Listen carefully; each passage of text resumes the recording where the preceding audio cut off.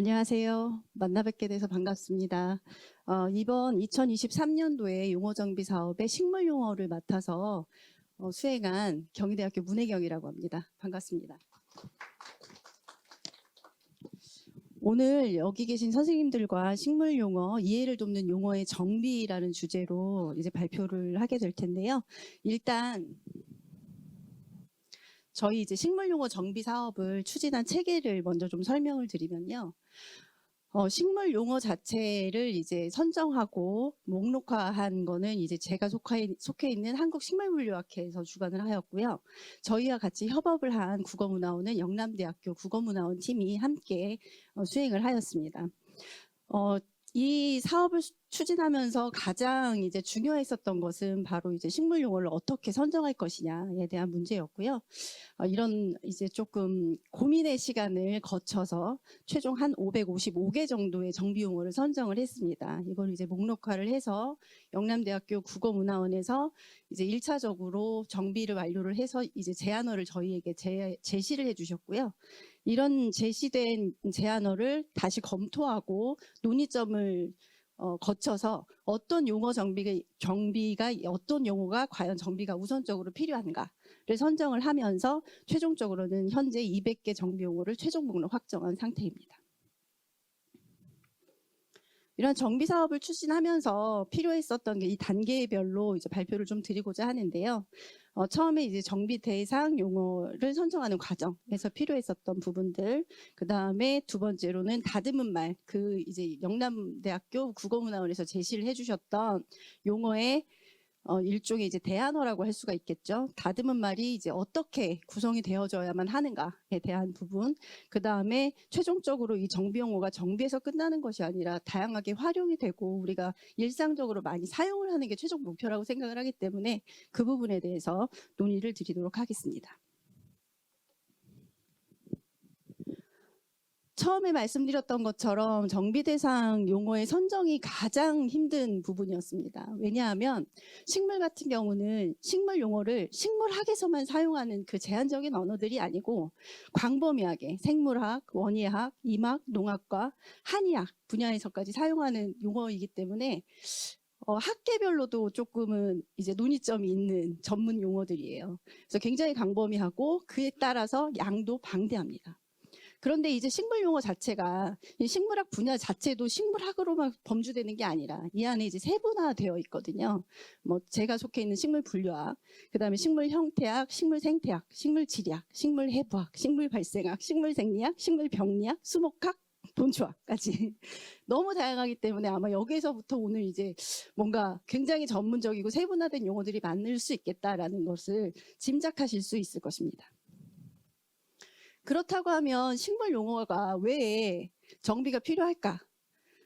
식물 용어 같은 경우에는 원어는 대부분 그리스 라틴어에서 왔습니다. 이제 식물 분류학 같은 경우는 워낙에 이제 오래된 역사를 갖고 있기 때문에요. 그러면서 우리나라로 들어와서 사용하는 언어들은 대부분 또 90% 이상이 한자어나 영어를 그대로 차용하고 있어요. 근데 문제는 이 한자어가 그대로 그냥 중국말이 넘어온 것이 아니라 한 번 더 거쳤습니다. 왜냐하면 식물분류학의 시초가 일본이거든요. 그래서 일본어로 이제 한자가 다시 넘어갔다가 다시 우리나라로 넘어온 상황이기 때문에 기원도 굉장히 추적하기가 어렵고 용어 자체도 어렵습니다. 그리고 앞에서 보셨던 것처럼 학술기관들이 굉장히 많이 식물 용어를 사용하고 있기 때문에 기관에 따라서 내지는 이제 교육의 목적에 따라서도 이제 소통이 어려운 그런 점을 가지고 있습니다. 많은 분들이 집중해 주시니까 좀 긴장되네요. 그렇다고 하면 이제 어떤 용어를 선정을 해서 우리가 과연 정비를 시작을 할 것인가? 일반인과의 소통이 일종의 이제 중심이라고 생각을 했고요. 그래서 전문가를 포함해서 일반인이 사용하는 식물 용어 중에 조금 광범위하게 사용이 되면서 조금 더 상위의 개념에 있는 식물 용어들을 선정을 하려고 노력했습니다. 그래서 식물의 습성, 그 다음에 이제 생활사를 이해하기 위해서 아주 널리 쓰여지고 있는 식물 분류학 또는 식물 형태학을 중심으로 해서 555개의 용어를 선정을 해서 정비를 제안하게 되었습니다. 이 과정을 위해서 이제 국내의 식물 용어집을 살펴보았고요. 그리고 식물을 이해하는 데 필수적인 용어라고 생각되는 용어들을 중점으로 선정을 하였습니다. 555개의 목록을 완성하고 행복했습니다. 드디어 학회에서의 가장 큰 일이 끝났다라는 안도감과 함께 이제 영남대학교 국어문화원에 일을 이제 넘겨드렸죠. 아마 국어문화원에서도 고민이 많으셨을 거예요. 식물을 이해하는 그 식물 용어들이 굉장히 어렵고 어떤 부위를 특정해서 사용하는지 아마 이해가 쉽지 않으셨을 테니까요. 그럼에도 불구하고 굉장히 놀라운 용어들을 제안을 해주셔서 굉장히 깜짝 놀랐습니다.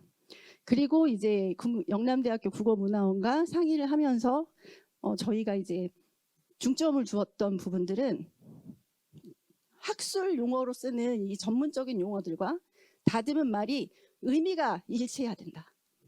그 다음에 누가 들어도 다듬은 말이 이해를 훨씬 더 쉽게 할 수 있어야 한다. 그리고 활용이 넓어야 한다. 이 부분이었거든요. 그래서 이런 어떤 목적에 부합하는 용어라고 생각하는 예가 바로 이 자료집에 보시면 나와 있는데요. 수분이라고 하는 말을 들으면 어떤 생각이 드세요? 물이 생각나시잖아요. 근데 이제 식물 용어에서 수분이라고 하는 거는 일종의 동물로 치면 수정의 과정에 해당합니다. 그래서 꽃에 꽃가루가 암술 머리에 붙는 일을 얘기하거든요. 근데 이거를 이제 꽃가루 받기로 표현을 해주셨어요. 그래서 이거는 정말 학술적으로 사용해도 정말 손색이 없는 용어다라고 생각을 하게 되었고요. 태자라고 하는 용어도 태가 뭐고 좌가 뭘까? 마치 이제 저희 뭐 임신했을 때 아이의 위치 뭐 이런 느낌인가? 이제 짐작은 하셨을 텐데 사전상으로의 용어의 정의는 시방에서 밑씨가 달리는 부위 혹은 배주가 심피에 착상하는 부위라고 해요. 예, 어려우시죠? 이 배주라고 하는 건 뭐냐? 배주는 이 밑씨라고 우리가 우리나라 말로 이제 표현을 하고 있고요. 이 밑씨가 자라서 나중에 종자가 되는 거예요. 씨가 되는 부분이거든요. 근데 이게 이제 분류군에 따라서 어디에 위치해 있고 몇 개가 달리느냐 뭐 이런 이제 학술적으로는 그런 의미를 가지고 있어요. 근데 이거를 밑씨, 자리 이렇게 표현을 해주셨더라고요. 네, 너무 직관적이고 너무 좋은 예를 이렇게 들어주셨다라고 생각을 했습니다. 근데 물론 목록에 제시되어 있었던 모든 다듬은 말이 만족스럽진 않았어요. 논의할 그 중점들이 몇 가지가 있었는데요. 아주 흔하게 쓰고 많이 활용되고 있어서 이미 자리를 잡은 한자어 용어의 경우에 이거를 굳이 우리말로 다시 바꿔야 할까? 그리고 한자어 용어를 완전히 배제한 채 순수한 우리말로 만들어진 용어를 과연 만들 수나 있을까? 저는 이제 국어는 아까 선생님이 말씀하시는 것처럼 잘 모르고 힘든 점들이 많은 사람인데 우리말 자체도 자연스럽게 한자를 기원한 그 용어들이 50% 정도는 포함이 된다고 저는 알고 있거든요. 그래서 이런 부분이 과연 가능할까? 이런 의문이 있었고요. 그 다음에 같은 의미를 가지고 있었을 때 아까 말씀해 주신 것처럼 느리게와 뭐 그런 표현처럼 어떤 표현을 선택해서 우리가 사용을 할 것인가.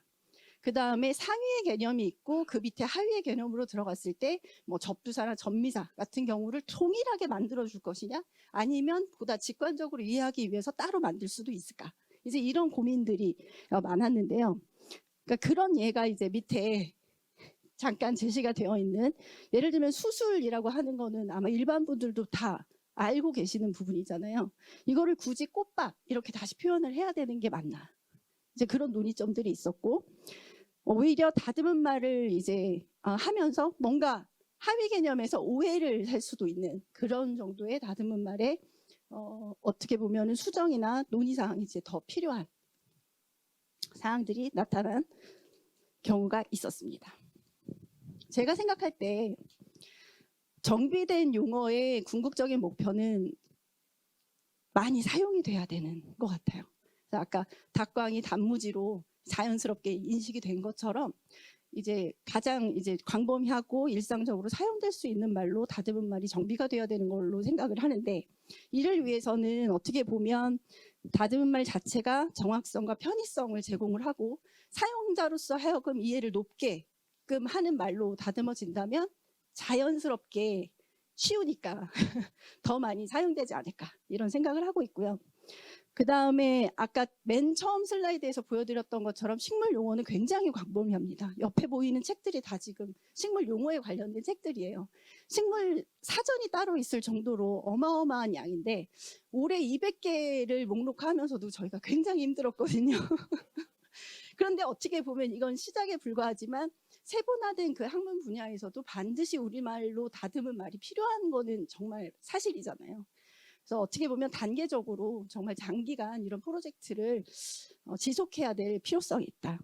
그리고 이제 학술 전문가로서 전문적인 사람으로서 학술 용어를 사용함에 있어서 다듬을 말과의 상충되는 부분에서 가장 염려되는 거는 많은 이제 저희 학회 선생님들도 말씀을 해주셨지만 염려하는 건 이것이 학자들로 하여금 새로운 공부거리가 되지 않게 다듬어 주시는 방향입니다. 왜냐하면 우리는 이제 전문가로서 익숙한 학술 용어를 사용을 하고 있는데 다듬은 말이 아까 이제 미씨 자리라든지 뭐 꽃가루 받기라든지 이렇게 너무 직관적이고 너무 좋다라고 생각되지 않고 너무 이제 풀어서 써야 된다거나 학술적으로는 사용하기가 조금 어려운 상황이 된다면 오히려 다듬은 말을 저희가 또 공부를 해야 되는 상황이 오기 때문에 그런 점들을 좀 고려해서 앞으로 사업이 추진되면 좋겠다라는 생각을 했습니다. 이번 사업을 이제 많이 도와주신 저희 학회 학술위원회 분들이랑 영남대학교 국어문화원 여러분 그리고 이제 다듬은 말을 보면서 저희가 이제 저희 학생들이나 연구진들한테 제가 밥 먹으면서도 막 괴롭히고 그랬거든요. 그래서 경희대학교 생물학과 이제 저희 구성원 여러분들한테도 감사의 말씀을 드립니다. 경청해 주셔서 감사합니다.